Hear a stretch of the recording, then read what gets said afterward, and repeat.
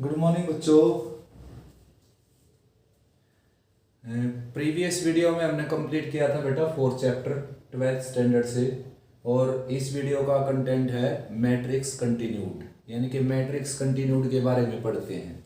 दोबारा से मैट्रिक्स आ गया आपका, थर्ड चैप्टर भी मैट्रिक्स था, फोर्थ था उसका डिटर्मिनेंट, और ये दोबारा से आ गया मैट्रिक्स कंटिन्यूड। तो इसमें है क्या बेटा, सबसे पहले देखते हैं इसका इंट्रोडक्शन, ठीक है ना। तो इंट्रोडक्शन के अंदर बच्चों जो फोर्थ चैप्टर आपने पढ़ा था ना, उस फोर्थ चैप्टर के अंदर आपने पढ़ा था बेटा माइनर कोफैक्टर, ठीक है ना, माइनर एंड कोफैक्टर। तो माइनर के बाद जो आपने पढ़ा कोफैक्टर, तो कोफैक्टर के बाद अब पढ़ेंगे बेटा इसमें एडज्वाइंट, ठीक है ना। इस चैप्टर के अंदर सबसे पहले हमने पढ़नी है टर्म एडज्वाइंट। एडज्वाइंट क्या होता है। दूसरा बेटा इसकी एप्लीकेशन पढ़ेंगे, some application of matrices which help us to solve the linear system, ठीक है ना। जैसे 10th क्लास में आपने लीनियर सिस्टम को सोल्व किया था।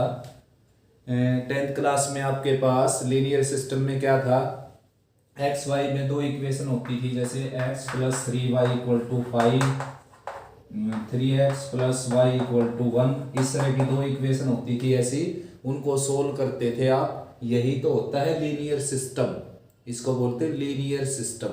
तो लीनियर सिस्टम को आपने सोल्व किया था 10th क्लास में, और मेथड था आपका एलिमिनेशन, मतलब कोफिशिएंट इक्वल करके, जैसे इसको 3 से मल्टीप्लाई करके सब्ट्रैक्ट कर देंगे, y की वैल्यू आ जाएगी, ठीक है ना। कोफिशिएंट ये था एलिमिनेशन। नेक्स्ट था सब्स्टिट्यूशन, जैसे आप यहाँ से y की वैल्यू निकाल कर इसमें भर दो और x की वैल्यू आ जाएगी। थर्ड था बेटा क्रॉस मल्टीप्लिकेशन, ठीक है ना। और फोर्थ था ग्राफिकल मेथड। तो इन मेथड का यूज करके आपने लीनियर सिस्टम को सोल्व किया था। अब हम 12th क्लास में हो चुके हैं, और 12th क्लास में हम मैट्रिक्स मेथड का यूज करके इस लीनियर सिस्टम को सोल्व करेंगे, ठीक है ना। मैट्रिक्स मेथड इसमें पढ़ेंगे इस चैप्टर में। नेक्स्ट बात यह है बच्चों कि 10th क्लास में केवल आपने लीनियर सिस्टम, यानी कि दो वेरिएबल के लीनियर सिस्टम को ही सोल्व किया था। अब हम 12th में 3 वेरिएबल के लीनियर सिस्टम को भी सोल्व करेंगे बेटा, ठीक है ना। ये हो गया 3 वेरिएबल्स का सिस्टम। तो बच्चों जैसे आप जानते हो कि जितने वेरिएबल होंगे बेटा उतनी इक्वेशन मिलेंगी आपको। तो 3 वेरिएबल होंगे तो 3 इक्वेशन बनेगी। तो इस तरह के लीनियर सिस्टम को सोल्व करेंगे हम इस चैप्टर में, ठीक है ना। तो स्टार्ट करते हैं बच्चों सबसे पहले कि भाई एडज्वाइंट होता क्या है। इसका फर्स्ट टॉपिक है बेटा एडज्वाइंट, ठीक है ना। वीडियो को चेक कर लेते हैं एक बार, पिछली पूरी वीडियो डिलीट हो गई थी बेटा, ठीक है ना। तो स्टार्ट करते हैं एडज्वाइंट। एडज्वाइंट क्या होता है ये पढ़ते हैं।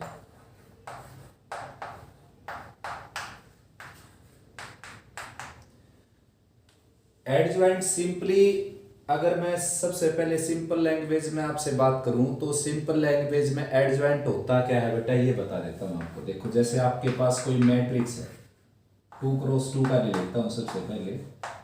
सबसे पहली कंडीशन है बच्चों कि मैट्रिक्स आपका क्या हो, स्क्वायर ऑर्डर में। Square order means number of row equal to number of column. ऐसा ना हो कि कॉलम और रो अलग अलग हो, मतलब जैसे कि ये हो गया, इसके अंदर क्या होगा बेटा, 3 तो रो होगी 2 कॉलम होगी, ऐसा ना हो। आपके पास जो मैट्रिक्स है वो क्या हो, स्क्वायर ऑर्डर का, या तो 2x2 हो या 3x3। वैसे स्क्वायर ऑर्डर 4x4 भी होता है, लेकिन अपने सिलेबस में केवल 2x2 और 3x3 के ही मैट्रिक्स है, ठीक है ना। कंपटीशन में आ सकते हैं 4x4 के। तो बच्चों ये आपके पास एक मैट्रिक्स, ठीक है ना। अब इसके कोफैक्टर निकाल लेता हूं। इसके कोफैक्टर को क्या बोलेंगे हम, कैपिटल A11, जैसा आप जानते हो फोर्थ चैप्टर में। इसके कोफैक्टर को क्या बोलेंगे, A12। इसके कोफैक्टर को क्या बोलेंगे, A21। इसके कोफैक्टर को क्या बोलेंगे बेटा, A22, ठीक है ना। आया समझ में। तो इन कोफैक्टर से एक मैट्रिक्स बनाओ आप। सिंपल सी बात है, देखो मैट्रिक्स दे रखा था, कोफैक्टर निकाले उसके, और इनसे एक मैट्रिक्स बना दिया, और इसका ले दो आप ट्रांसपोज, ठीक है ना। ये हो जाएगा एडज्वाइंट ऑफ ए, इसको बोलते हैं एडज्वाइंट ऑफ ए, ठीक है ना। अब ट्रांसपोज लेंगे तो क्या बनेगा, ये जो पहली ओरिजेंटल लाइन है उसको पहली वर्टिकल लाइन में कन्वर्ट कर दूंगा मैं, पहली ओरिजेंटल जो लाइन है उसको पहली वर्टिकल लाइन में, सेकंड जो ओरिजेंटल लाइन है उसको सेकंड वर्टिकल लाइन में चेंज कर दूंगा, ठीक है ना। तो ये क्या हो जाएगा बच्चों, ये हो जाएगा आपका एडजॉइंट ऑफ ए, ठीक है ना। तो simply adjoint of A is a matrix बेटा which obtained by the taking the transpose of matrix which is also obtained by the cofactor of a given matrix। यानी कि एडजॉइंट एक matrix है जो एक मैट्रिक्स के ट्रांसपोज लेने से आता है। एडजॉइंट एक मैट्रिक्स है जो एक मैट्रिक्स के ट्रांसपोज लेने से आता है, और किसके ट्रांसपोज लेने से आता है, जो मैट्रिक्स का ट्रांसपोज आप लेते हो वो मैट्रिक्स है कौन, वो है गिवन मैट्रिक्स के कोफैक्टर से बना एक मैट्रिक्स। यानी कि गिवन मैट्रिक्स के एलिमेंट के कोफैक्टर से मैट्रिक्स बनने के बाद उसका अगर आप ट्रांसपोज ले देंगे तो वही क्या कहलाएगा, एडजॉइंट ऑफ ए। ठीक है बेटा, आया समझ में। ऐसे ही 3 क्रॉस 3 में हो जाएगा।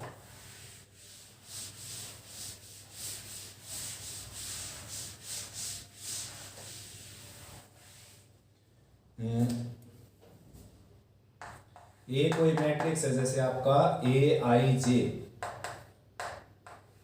B any N rowed square matrix.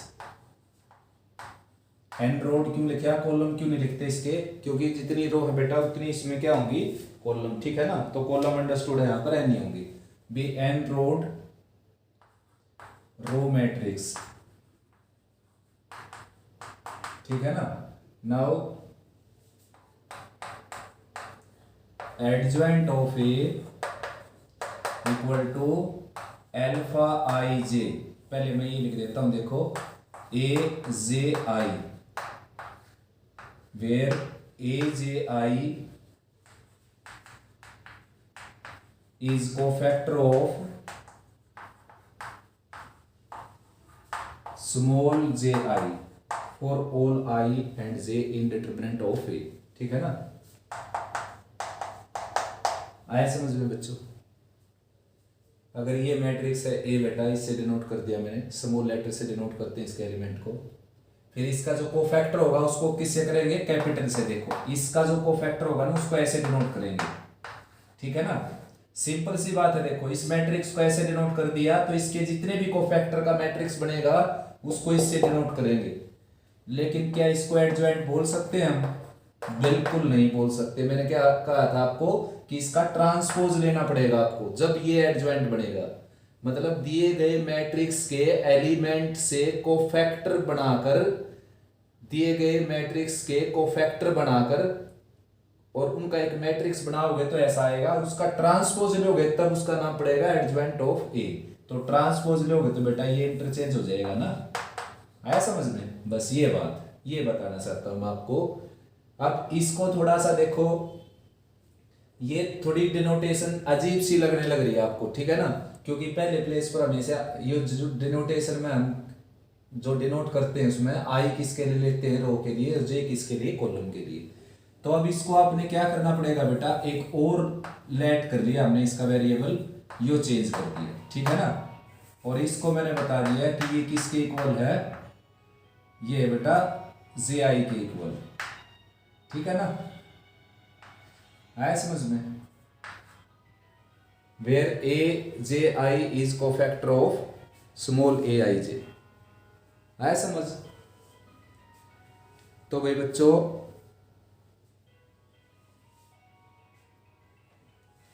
अब स्टार्ट करते बेटा इसकी थ्योरम।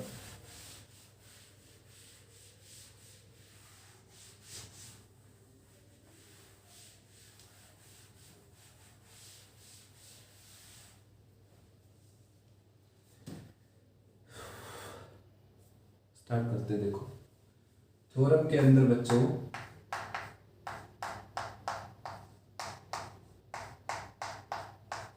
जो फर्स्ट थ्योरम है बेटा उसको बड़े ध्यान से समझना आपने, ठीक है ना।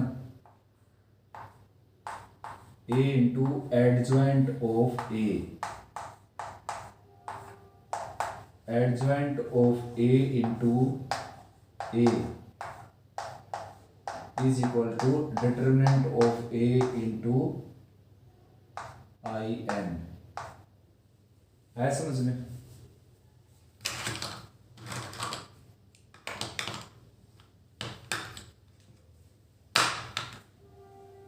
ठीक है ना? क्या बोला मैंने? A into adjoint of A equal to adjoint of A into A equal to determinant of A into I N. ठीक है ना?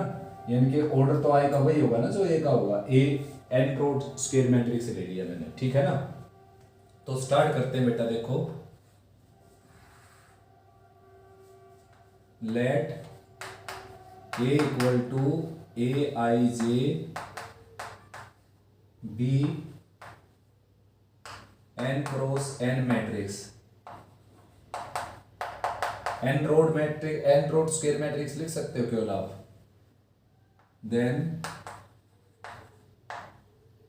Adjoint of A equal to alpha I J equal to A J I. ठीक है ना? Where A J I is cofactor of small a I j a j I in determinant a। ठीक है बेटा? वही एडजॉइंट वाली बात लिख दी ना मैंने कि एडजॉइंट क्या होता है भाई। एडजॉइंट ये तो होता है बच्चों ए जे आई से डिनोट किया जाता है इसको। इससे मैंने इसलिए किया थोड़ा सिंपलेस्ट लगे। ठीक है ना? आया समझ में? ठीक है ना? तो स्टार्ट करते हैं। देखो, अब बड़ी बारीक बात है बेटा इसमें और समझ में आ जाएगी आपको अच्छे से। देखो, सबसे पहले तो मैं आपको बताऊं कि नहीं भी दो मैट्रिक्स को अगर आपने इक्वल दिखाना है या दो से ज्यादा मैट्रिक्स को इक्वल दिखाना है तो सबसे पहले उनको क्या दिखाना पड़ेगा? सेम ऑर्डर के मैट्रिक्स। ठीक है ना? जिनको हम इक्विवेलेंट मैट्रिक्स बोलते हैं। सेम ऑर्डर के मैट्रिक्स दिखाएंगे यानी कि इसका ऑर्डर, इसका ऑर्डर और इसका ऑर्डर क्या है? सेम। देखो, ए अगर एन क्रॉस एन का मैट्रिक्स है तो एडजॉइंट ऑफ ए भी क्या होगा? एन क्रॉस एन का ही मैट्रिक्स होगा। क्यों? क्योंकि एडजॉइंट ऑफ ए कैसे बनेगा? उसके कोफैक्टर से बनेगा ना। तो जितने एलिमेंट होंगे उतने तो कोफैक्टर आएंगे।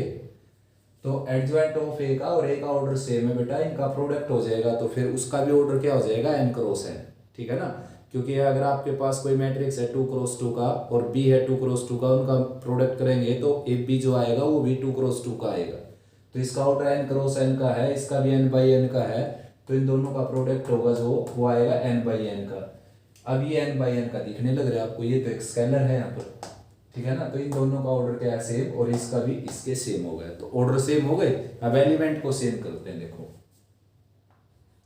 आई jth element of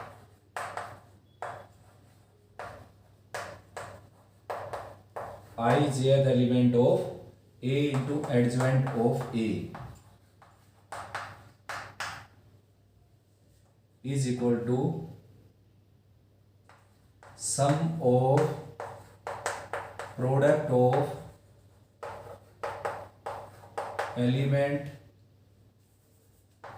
corresponding element of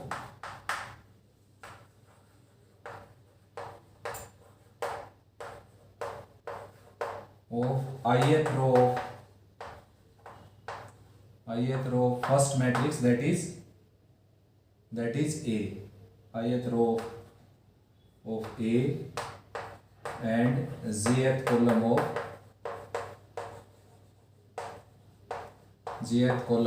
adjoint of A। ठीक है ना? समझा देता हूँ बेटा अच्छे से आपको।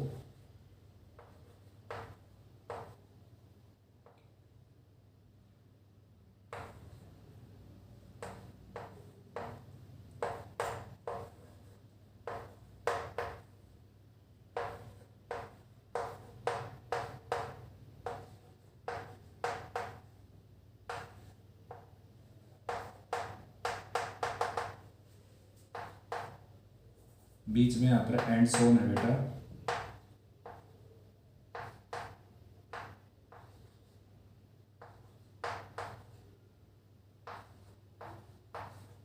देखो समझा देता हूँ। मान लो आपके पास ये मैट्रिक्स है, देखो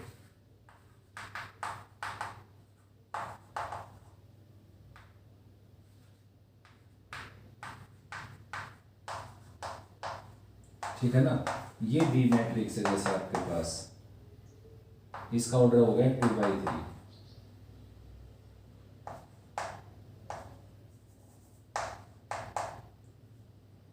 इसमें है 3 कॉलम, तो इसमें होंगे बेटा 3 रो।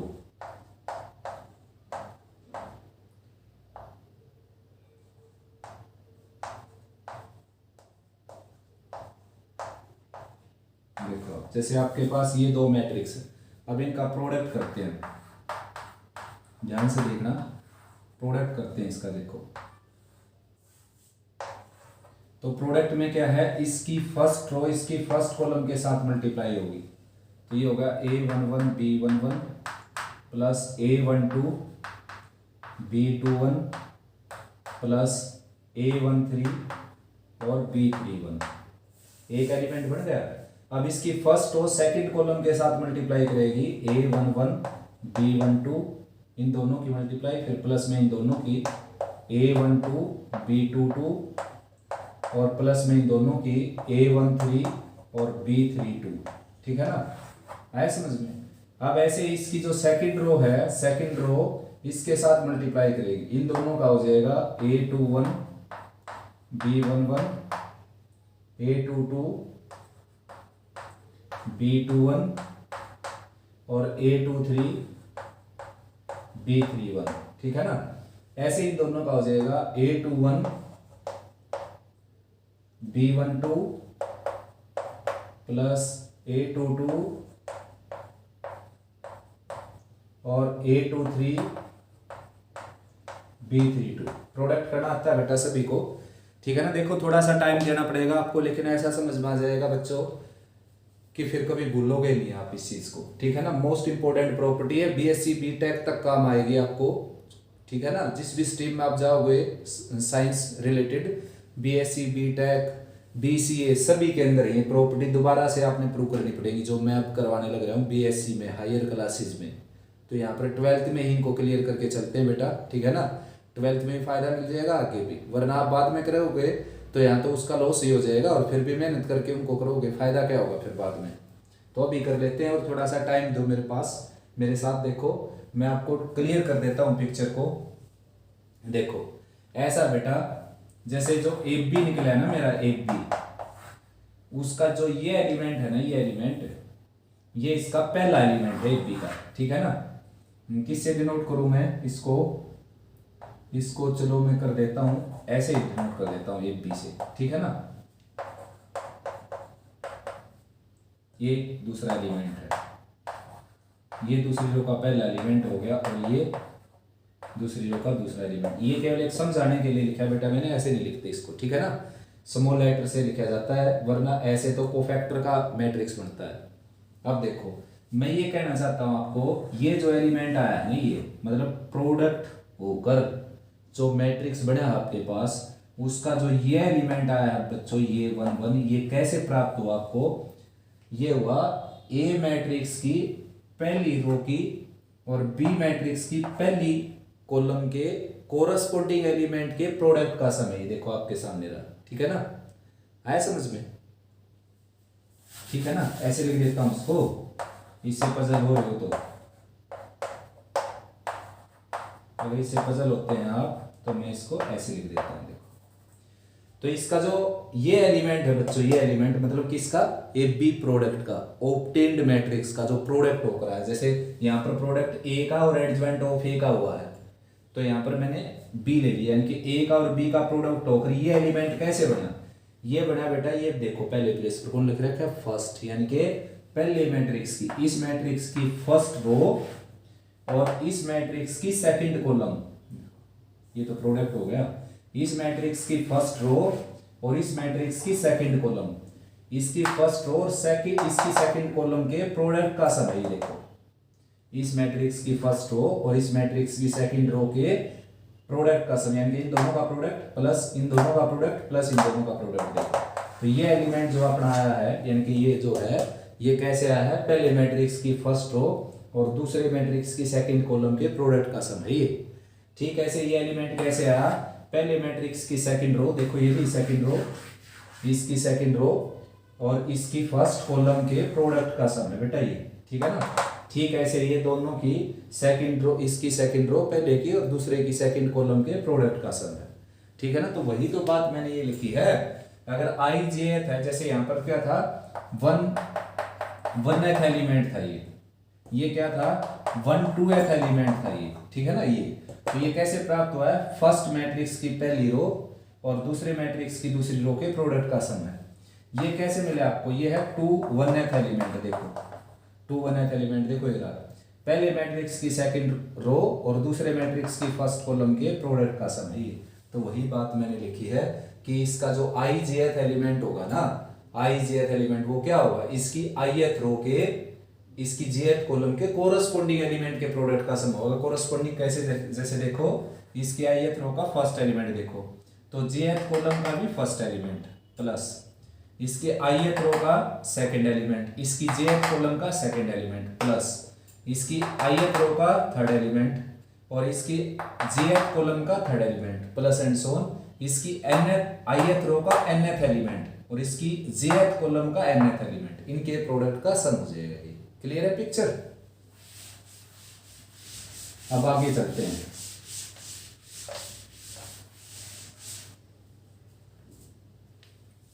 आगे चलते हैं बेटा। अब इसको AI1 को एज इट रहने दो, अल्फा को आप चेंज कर सकते हो इसमें, देखो AJ1, AI2 को एज इट रहने दो, इसको चेंज कर सकते हो AJ2, क्योंकि ये तो हमने लेट किया था ना, एक्चुअली में तो ये होता है ना एडजॉइंट में, प्लस ये एज इट रहने दो AI3 और इसको चेंज कर दो AJ3, ठीक है ना, प्लस एंड सो ऑन। इसको रहने दो एज इट इज AIN और इसको चेंज कर दो ANJ, ठीक है ना। अब देखो, अब देखना हमने ध्यान से क्या बन गया, ये बन गया बेटा स्मॉल a किसी मैट्रिक्स का एलिमेंट है और कैपिटल A उसी मैट्रिक्स के कोफैक्टर के बारे में बात कर रहे हैं, ये उसी मैट्रिक्स के। तो बात करते हैं, देखो एक बार 2 क्रॉस 2 का लेकर समझा देता हूं बेटा, इजी पड़ेगा थोड़ा सा वो, ठीक है ना। 3 क्रॉस 3 में भी बात वही है, लेकिन इससे अच्छा समझ में आएगा आपको। अब मेरा काम क्या है बेटा, मेरा काम है a का डिटरमिनेंट निकालना। पहले a का डिटरमिनेंट हो गया 3 + 2 यानी कि 5, ठीक है ना। क्लियर है पिक्चर, 3 और +2 इन दोनों का प्रोडक्ट -2 हो गया, माइनस अटैच होता है यहाँ पर, +2 और 5 हो गया। अब मेरे को निकालना है के कोफैक्टर, तो A11 यानी कि इसका कोफैक्टर, इसका leave this row and this column, ये आ गया 3।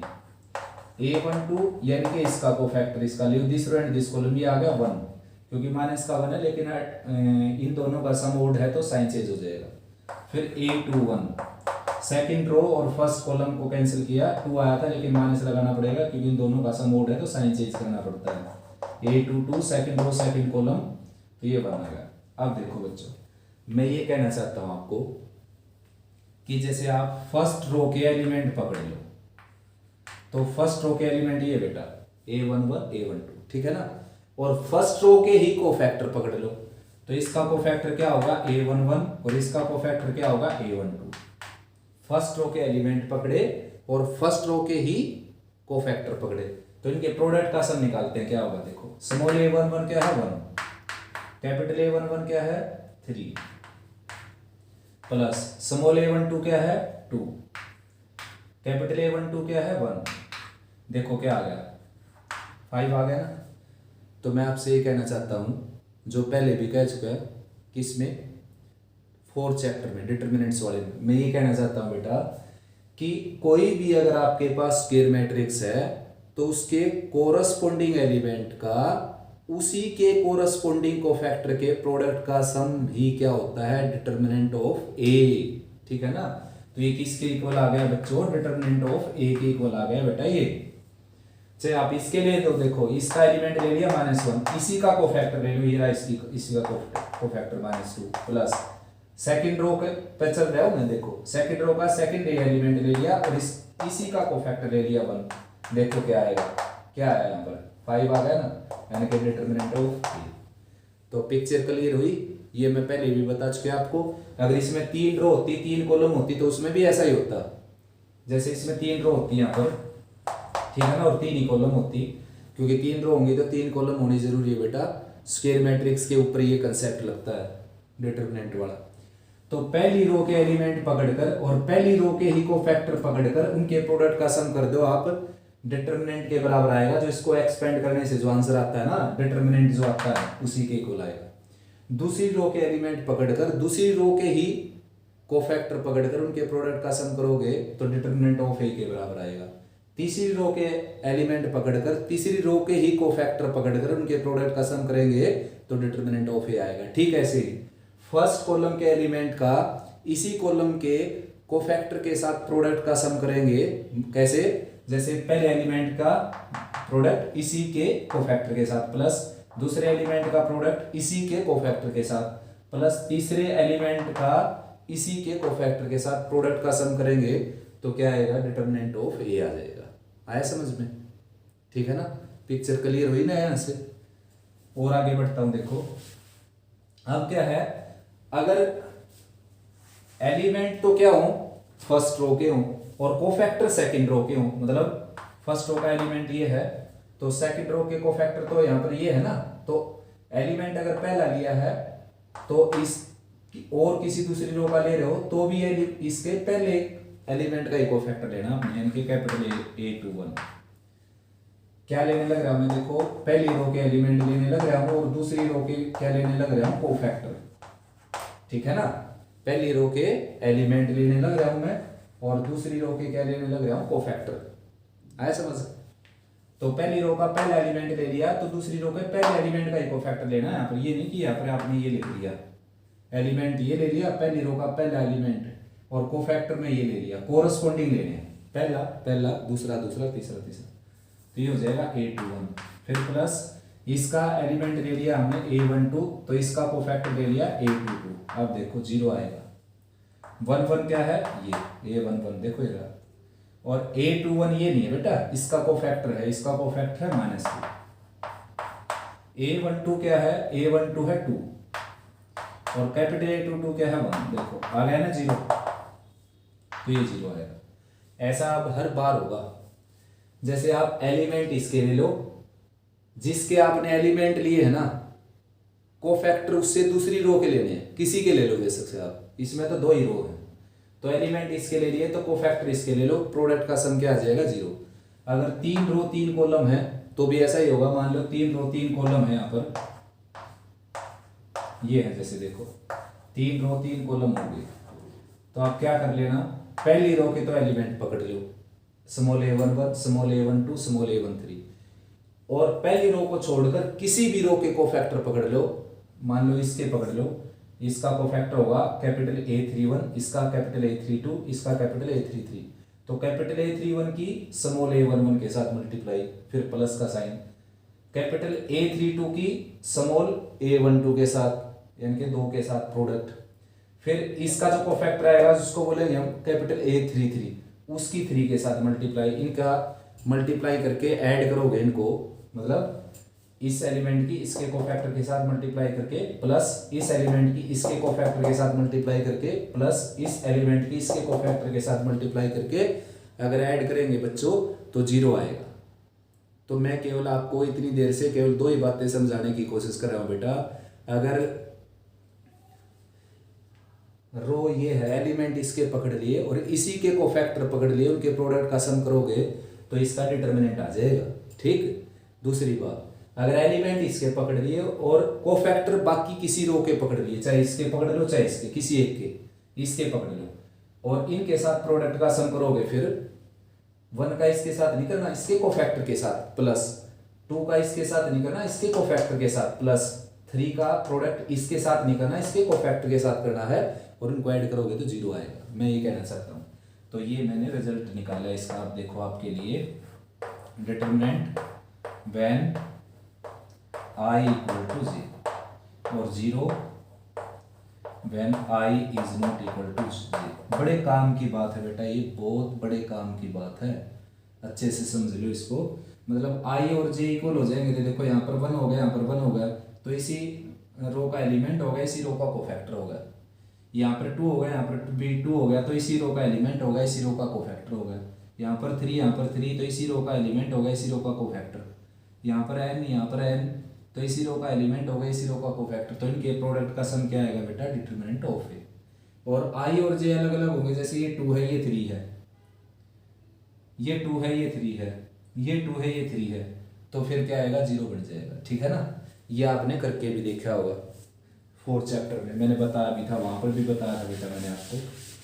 तो बच्चों इसका मतलब ये हो गया, साफ साफ ये हो गया बेटा इसका मतलब कि ए टू एडजॉइंट ऑफ ए जो बनेगा ना, वो बनेगा डिटरमिनेंट ऑफ ए 0 0 0 0, ठीक है ना, और फिर 0 डिटरमिनेंट ऑफ ए 0 0 0 0, फिर 0 0 determinant of A 0 and so on.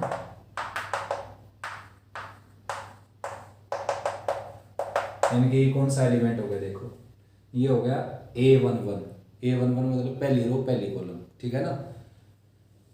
तो इसकी पहली रो के एलिमेंट की और इसकी पहली कॉलम के एलिमेंट के साथ प्रोडक्ट का सम करोगे तो आई और जे बराबर हो जाएंगे ना यहाँ पर।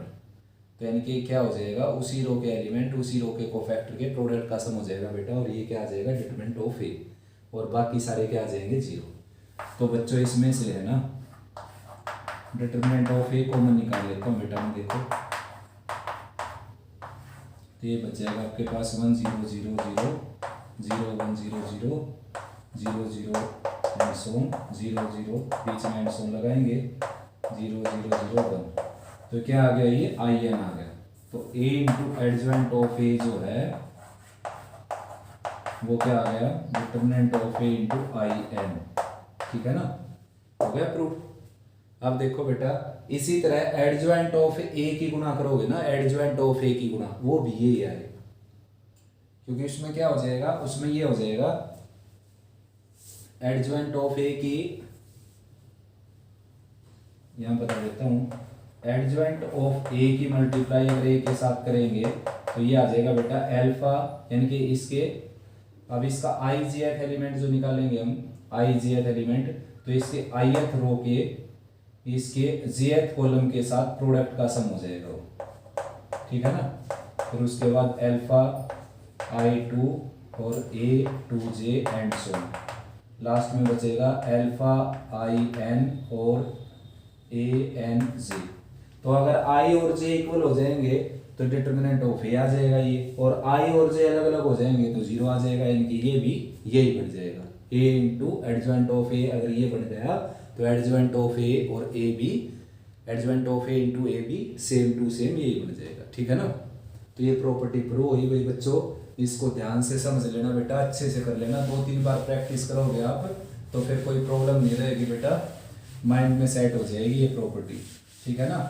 और कंपलसरी क्यों है भाई, केवल 12th क्लास के लिए नहीं बच्चों, आप बुक खोल कर देख सकते हो, अगर आपके पास आस पड़ोस में कोई बच्चा है हायर क्लासेज में, उसकी बुक में देख सकते हो, अलजेब्रा नाम का मैथ होगा, उस अलजेब्रा मैथ में आपको मैट्रिक्स मिलेगा, और मैट्रिक्स में ये ढूंढ लेना, सारी प्रॉपर्टी आपको वहां मिलेंगी दोबारा से, ठीक है ना।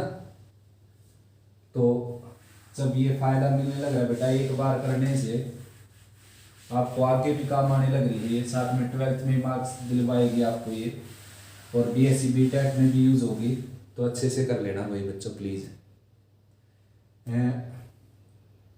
नेक्स्ट प्रॉपर्टी करते हैं, सेकंड, एडजॉइंट ऑफ ए,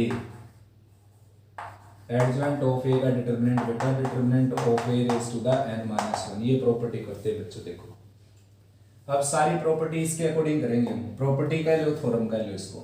तो a into adjoint of A आपका किसके इक्वल है बेटा, ये है determinant of A into I n के इक्वल, ठीक है ना।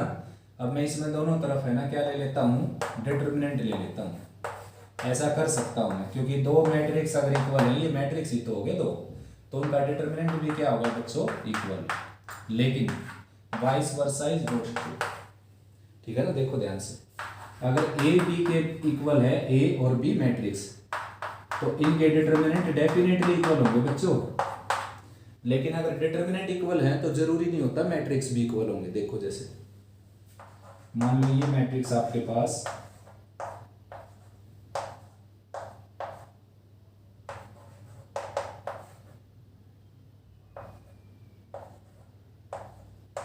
देखो ये हो गया 4 -6 -2 हो गया ना। ये देख लो बेटा, इन दोनों के डिटर्मिनेंट सेम है लेकिन मैट्रिक्स सेम नहीं है दोनों, ठीक है ना। तो डिटर्मिनेंट अगर सेम हो तो जरूरी नहीं होता मैट्रिक्स सेम होंगे, यानी कि ए का डिटर्मिनेंट अगर बी के डिटर्मिनेंट के इक्वल है तो ये इंप्लाइज नहीं कर सकता ए इक्वल टू बी को। बट अगर ए और बी इक्वल है तो डेफिनेटली उनके डिटर्मिनेंट क्या होंगे, इक्वली, ठीक है ना। अगर सारे एलिमेंट सेम होंगे तो डिटरमिनेंट सेम ही आएगा ना। तो इस लाइन के बाद मैं ये लाइन लिख सकता हूँ। और इसके बाद मैंने ये जो लिखा, ये भी एक प्रॉपर्टी यूज की जो हमने 4th चैप्टर में पढ़ी थी। 2 प्रॉपर्टी यूज कर ली मैंने यहाँ पर।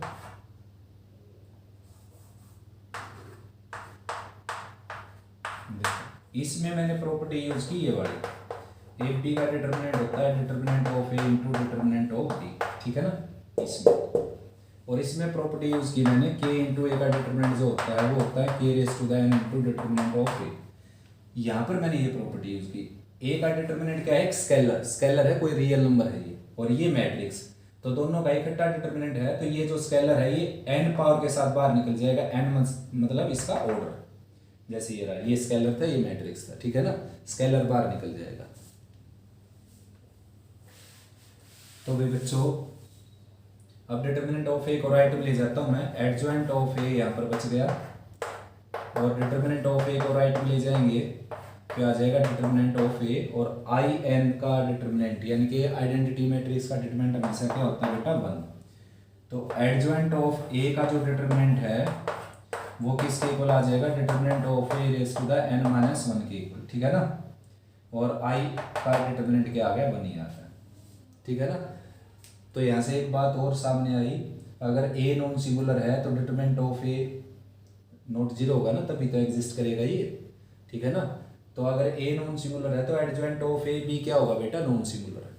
ये प्रॉपर्टी थी बच्चों सेकंड।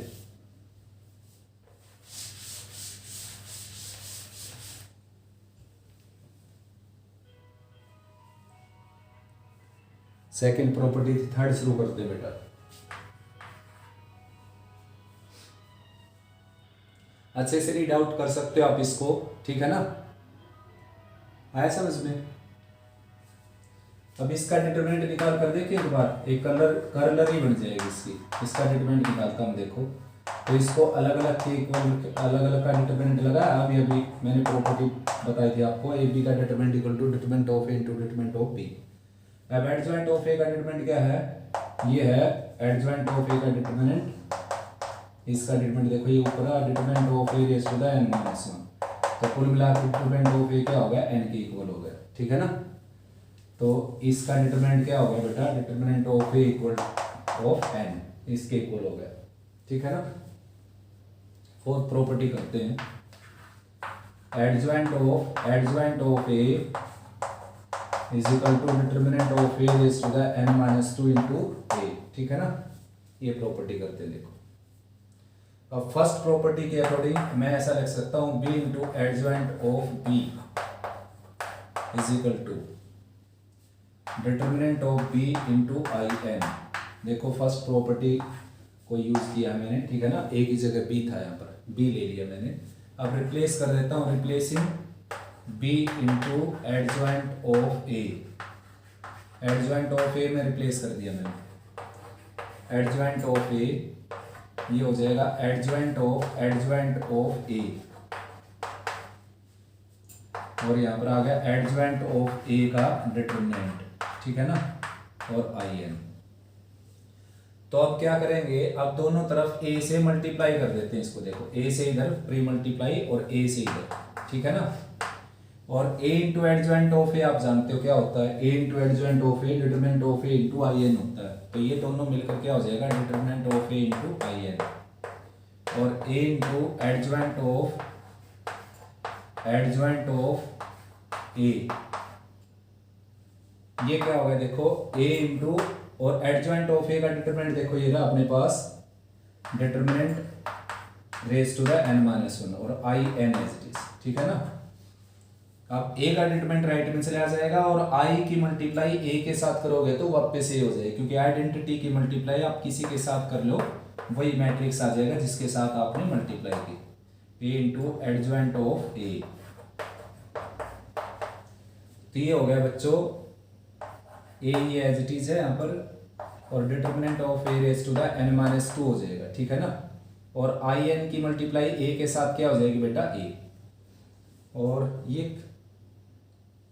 ये एक्स्ट्रा लिख दिया बच्चों मैंने ये वाला, ठीक है ना।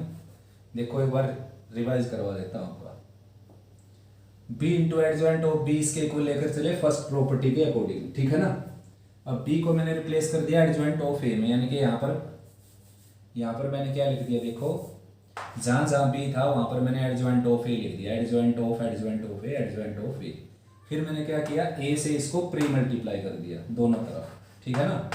अब a into adjoint of a क्या हो गया, देखो a into adjoint of a ये वाला, a into adjoint of a, देखो जरा a into adjoint of a determinant of a into I n, तो इसकी जगह आ गया determinant of a into I N, ठीक है ना। और ये बच गया यहाँ पर एडजॉइंट ऑफ a। अब एडजॉइंट ऑफ a एक मैट्रिक्स है और मैट्रिक्स की आइडेंटिटी मैट्रिक्स के साथ मल्टीप्लाई करोगे तो ये आ जाएगा, और बच गया ये, इसको मैं राइट में ले जाऊंगा तो इसके लोअर पार्ट में आएगा, तो ऊपर पावर जाकर सब्ट्रैक्ट हो जाएगी इसकी, ठीक है ना। और आई जो आइडेंटिटी मैट्रिक्स है वो a के साथ मल्टीप्लाई होकर ये आ जाएगा। आया समझ में। अब ये स्केलर है, इसको आगे लिखो या पीछे लिखो एक ही बात है, लेकिन स्केलर को हम आगे ही रखते हैं हमेशा मैट्रिक्स में भी और किसी नंबर के साथ भी। तो आप a को लास्ट में लिख सकते हो, इसको आगे। ऐसा करके मैं कम्यूटेटिव वाली बात नहीं कर रहा कि मैंने खुद ही मना किया था कि A B is not equal to B A, लेकिन बेटा ये कोई मैट्रिक्स होगा ना, ये तो एक स्केलर है, तो स्केलर में तो k इंटू ए है, अगर आपके पास a इंटू के बात एक ही होती है, ठीक है ना। तो ये रिजल्ट आ गया बच्चों, आप इसको ध्यान से कर सकते हो, ठीक है ना। यही था ना। सभी में देखो अगर देखा जाए तो फर्स्ट प्रॉपर्टी के बाद हम जो चले हैं सभी में फर्स्ट का ही बेटा हमने यूज बार बार किया है, फर्स्ट प्रॉपर्टी को ही बार बार हमने यूज किया है, ठीक है ना। किया ना फर्स्ट प्रॉपर्टी को बार बार यूज। अब देखो, अब इसका डिटरमिनेंट निकाल कर देखते हैं सीधा, इसकी करोलरी बन जाएगी एडजॉइंट ऑफ ए, राइट में क्या है, determinant of A raise to the n minus two into A. तो इसका डिटरमिनेंट लेता हूँ, डिटरमिनेंट ले सकते हो, अभी थोड़ी देर पहले बताया था मैंने कि अगर दो मैट्रिक्स इक्वल हैं तो उनके डिटरमिनेंट डेफिनेटली क्या होंगे, इक्वल,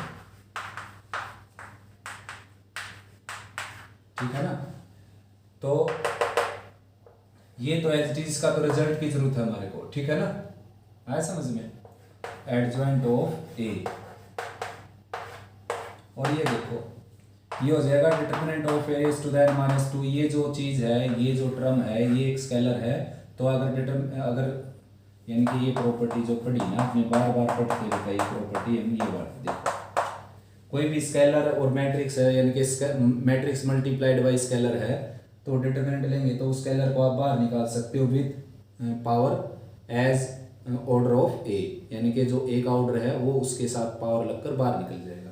तो यहाँ पर भी एक स्केलर है तो n पावर के साथ ये बाहर निकल जाएगा, ठीक है ना। ए का डिटरमिनेंट यहाँ पर रहेगा। अब देखो adjoint of A within determinant, ये हो गया बच्चों determinant of A raise to the n square minus 2n हो गया, ये n मल्टीप्लाई करके अंदर डिटरमिनेंट ऑफ ए ये है ही, तो ये 1 पावर है, ये n माइनस 2 पावर, तो 1 पावर इसमें ऐड हो जाएगी, तो इसको आप determinant of A raise to the n minus 1 का स्क्वायर लिख सकते हो, ठीक है ना।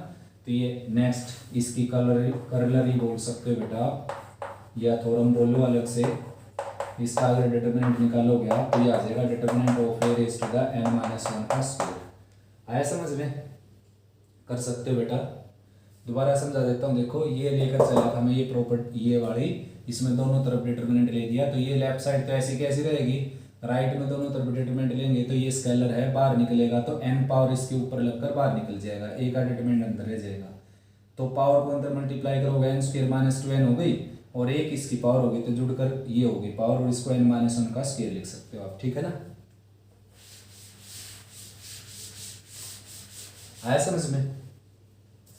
नेक्स्ट बेटा एडजॉइंट ऑफ ए का transpose is equal to adjoint of A का ट्रांसपोज, यानी कि ए के ट्रांसपोज का एडजॉइंट और एडजॉइंट ऑफ ए का ट्रांसपोज आपस में सेम होते हैं। देखो सबसे पहली बात पर बताऊं मैं, अगर एन रोड स्क्वायर मैट्रिक्स है तो एडजॉइंट ऑफ ए भी एन रोड स्क्वायर मैट्रिक्स होगा और उसका ट्रांसपोज भी एन रोड स्क्वायर मैट्रिक्स होगा। ए अगर एन रोड स्क्वायर मैट्रिक्स है तो ए का ट्रांसपोज भी एन रोड स्क्वायर मैट्रिक्स होगा और उसका अगर एडजॉइंट लोगे तो वो भी एन रोड स्क्वायर मैट्रिक्स होगा। तो दोनों के ऑर्डर सेम हो गए। अब एलिमेंट सेम करते हैं। देखो आई जेथ एलिमेंट लेकर चल पड़ता हूं मैं। I jth element of adjoint of A dash is equal to j ith element of, element लिखा बेटा मैंने, j ith of adjoint of A, यानी कि अगर आप ट्रांसपोज लोगे हटाओगे तो ये एलिमेंट तो चेंज होंगे ही बेटा, ठीक है ना, रो और कॉलम चेंज होंगे ना। तो ये लेकर आ गया, मेरा टारगेट है यहाँ तक लेकर जाना इसको। अब मैं इसका क्या कर देता हूँ, देखो आई जेथ of cofactor of I jth element की बात पूरा लिखना पड़ेगा बेटा। आई जेथ एलिमेंट ऑफ कोफैक्टर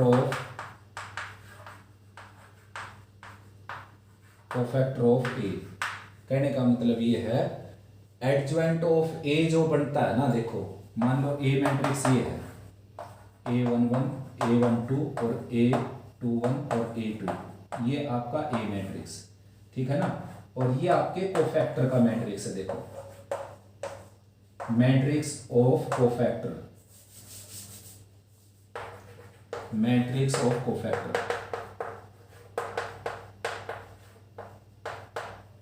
ये क्या हो जाएगा बेटा, ये हो जाएगा A11, A12, A21 और A22, जहां पर ये क्या है इसके कोफैक्टर इसके।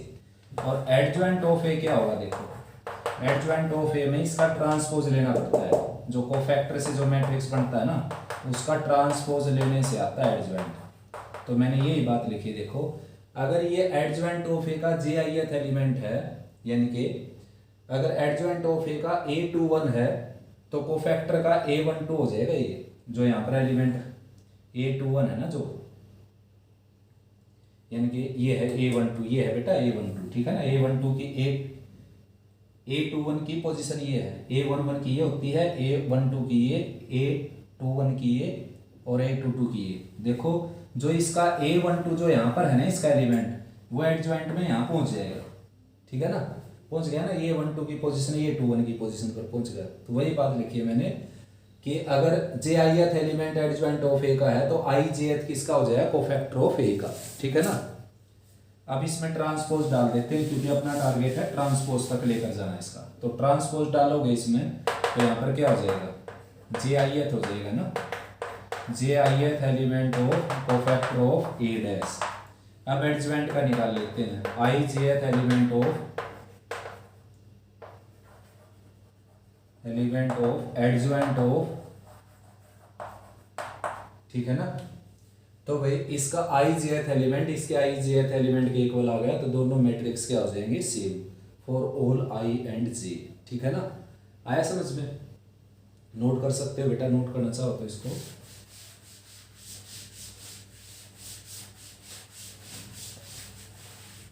नेक्स्ट है भाई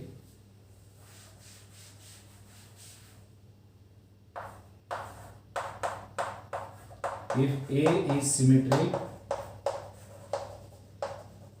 matrix then adjoint of A is also symmetric। अगर A सिमेट्रिक है बेटा तो एडजॉइंट ऑफ A भी क्या हो जाएगा, सिमेट्रिक ही। अगर A सिमेट्रिक है तो एडजॉइंट ऑफ A भी क्या हो जाएगा, सिमेट्रिक। कुल मिलाकर हमें ये प्रूव करना, देखो एडजॉइंट ऑफ A को सिमेट्रिक प्रूव करना। तो सिमेट्रिक तो ऐसे प्रूव होता है भाई, कोई भी मैट्रिक्स ब्रैकेट में कोई भी मैट्रिक्स है उसका ट्रांसपोज उसके इक्वल आ जाए तो उसको सिमेट्रिक बोलते हैं। ये प्रूव करना है, ठीक है ना।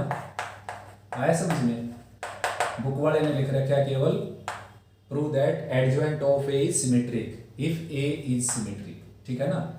और गिवन क्या है यहाँ पर, गिवन उसने कहा था कि ए सिमेट्रिक है तो दैट इज ये गिवन है, ठीक है ना। देखते हैं प्रूफ इसका। Adjoint of adjoint of A का जो डैश है बेटा वो होता है एडजॉइंट ऑफ ए डैश के इक्वल। देखो जैसा हमने अभी अभी प्रूव किया है, ये लिखी नहीं बेटा मैंने प्रॉपर्टी, बिन लिखे प्रूव कर दिया मैंने इसको। यह है adjoint of A dash is equal to adjoint of A dash, ये प्रूव किया था हमने अभी भी, ठीक है ना। और अब प्रूव करने लग रहे हैं कि if A is symmetric matrix then so adjoint of A is also symmetric, ठीक है ना। अगर ए सिमेट्रिक है तो एडजॉइंट ऑफ ए भी सिमेट्रिक हो जाएगा। तो ये प्रूव करना आपने, ये गिवन है और ये हम लेकर चले प्रॉपर्टी 6 का यूज करके जो अब ये भी प्रूव की। अब ए डैश को बदल कर क्या लिख सकता हूँ मैं, ए लिख सकता हूँ और ये प्रूव हो गया, ठीक है ना। एडजॉइंट ऑफ ए डैश इसके इक्वल आ गया एडजॉइंट ऑफ ए के इक्वल। आया समझ में। अब लास्ट प्रॉपर्टी इसकी प्रूव करते हैं बेटा।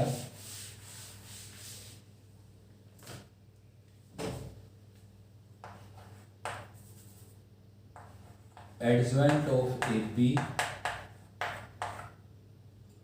Equal to adjoint of B into adjoint of A, ये प्रॉपर्टी है बेटा, लास्ट में ये प्रूव करेंगे, ठीक है ना। 7th प्रॉपर्टी ये थी और ये है 8th प्रॉपर्टी, ये प्रूव करेंगे हम। देखो इसको लेकर चलता हूँ एक बार, ए बी की इसके साथ मल्टीप्लाई लेकर चलता हूँ adjoint of B adjoint of A के साथ, समझ में आया। ए बी की इसके साथ मल्टीप्लाई लेकर चलता हूँ। अब देखो A as is B into adjoint of B into adjoint of B and adjoint of A, ठीक है ना। ए एज इज और बी को इसके साथ लिख दिया मैंने, एडजॉइंट ऑफ ए रहा। अब B into adjoint of B क्या हो जाएगा, देखो B into adjoint of B determinant of B into I n, तो ये ए एज इज और ये हो जाएगा determinant of B into I n, और यहाँ पर क्या बच गया एडजॉइंट ऑफ ए, ठीक है ना। अब आई कोई आइडेंटिटी मैट्रिक्स है तो एडजॉइंट ऑफ ए की इसके साथ गुना होकर क्या हो जाएगा एडजॉइंट ऑफ ए, और बी का डिटरमिनेंट सामने निकल जाएगा, और जो ए और एडजॉइंट ऑफ ए है ये वापस क्या हो जाएगा डिटरमिनेंट ऑफ ए। आया समझ में। A into adjoint of A determinant of A into I n लगा सकते हो आप, आई एन, ठीक है ना। एक आई एन तो बचेगा ही ना। दोबारा से फिर क्या है, इसके पोस्ट में इसकी मल्टीप्लाई करके चलते हैं, adjoint of B adjoint of A, और पोस्ट में मल्टीप्लाई करके चले पड़े ए बी की हम, तो ये क्या हो जाएगा देखो एडजॉइंट ऑफ बी, ठीक है ना, और इन दोनों का क्या हो जाएगा एडजॉइंट ऑफ ए इंटू ए और बी एज इट इज। अब ये दोनों मिलकर क्या हो जाएंगे बेटा, ये दोनों मिलकर हो जाएंगे, क्या छोड़ दिया मैंने, adjoint of B into adjoint of A था ना, ये रहा ये, ठीक है ना। देखो adjoint of B as it is, adjoint of A की और ए इकट्ठा कर लिया मैंने, और ये बी वाला लास्ट में है ये, तो इन दोनों से मिलकर क्या हो जाएगा, सबसे पहले ये लिखो, ये है एडजॉइंट ऑफ बी, ये लिख दिया ऐसे ऐसे का ऐसा सेम टू सेम, और A adjoint of A into A, देखो ये रहा adjoint of A into A determinant of A, और साथ में आई एन, और ये बी बचा हुआ है। अब adjoint of B into B क्या हो जाएगा determinant of B into I N, ठीक है ना।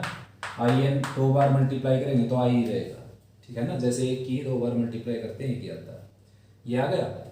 उसके बाद देखो हम ये लिख देते हैं A P into adjoint of A P,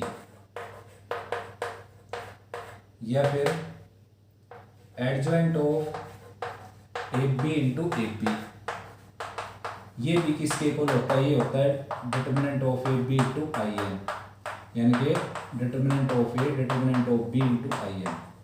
अब इसके ऊपर प्रॉपर्टी लगा दी मैंने, ये एक मैट्रिक्स ये दूसरा मैट्रिक्स, देखो एक मैट्रिक्स और उसका एडजॉइंट, किसी मैट्रिक्स का एडजॉइंट और वो मैट्रिक्स, ठीक है ना, और वो क्या होता है उस मैट्रिक्स का डिटरमिनेंट और आई एन, और डिटरमिनेंट को ब्रेक कर दिया ऐसे। अब देखो भाई बच्चों, इन तीनों इक्वेशंस की राइट साइड बिल्कुल सेम, ये इक्वेशन फर्स्ट है, ये इक्वेशन सेकंड है, ये इक्वेशन थर्ड, ठीक है ना। अब मैं अगर इक्वेशन फर्स्ट और इसका जिक्र करता हूं आपसे, देखो ए पी सेम, और राइट साइड सेम बिल्कुल। तो एडजॉइंट ऑफ बी किसके इक्वल होगा, एडजॉइंट ऑफ ए बी के इक्वल, वरना इक्वल हो ही नहीं सकता। अब मैं इसकी बात करूं, अगर मैं इसकी, तो देखो adjoint of A B into A B, देखो ये रहा एडजॉइंट ऑफ ए बी